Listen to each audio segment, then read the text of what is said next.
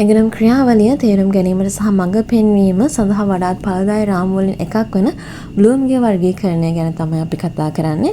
අපි යමු දෙවැනි මට්ටමට. understand තේරුම් ගන්න.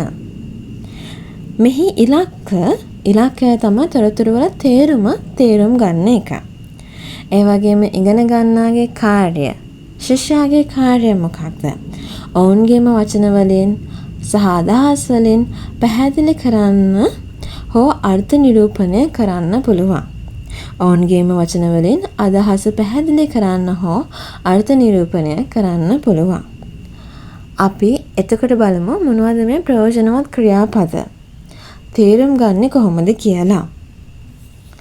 පැහැදිලි කරන්න, විස්තර කරන්න, සාකච්ඡා කරන්න, සාරාංශ කරන්න, අර්ථ නිරූපණය කරන්න සහ වර්ගීකරණය කරන්න. ඔබ පාඩම් කරපු දේවල් පිටු ගණනාවක තියෙන එක පාඩමක අපි කොහොමද මේ දේවල් තේරුම් ගන්නෙ?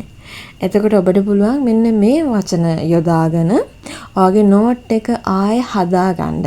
Tamanට ලේසි විදිහට තමන්ගේ නෝට් එක ආයෙමත් හදාගන්න පුළුවන්. එතකොට අපිට තියෙන සංකීර්ණ සංකල්ප ලේසියෙන්ම තේරුම් ගන්න පුළුවන් වෙනවා.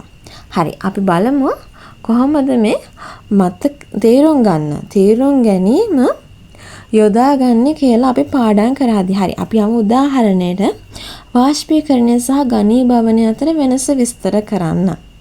ඒක එක උදාහරණයක්. අනිත් උදාහරණය තමයි ඡේදයේ ප්‍රධාන අදහස සාරාංශ කරන්න. මෙන්න මේ වගේ දේවල් කිරීම තුළින් ඔබට ලේසියෙන්ම පාඩම තේරුම් ගන්න පුළුවන් වෙනවා. හරි. අපි දැන් කතා කරේ බ්ලූම්ගේ වර්ගීකරණයේ දෙවන මට්ටම තේරුම් ගන්න.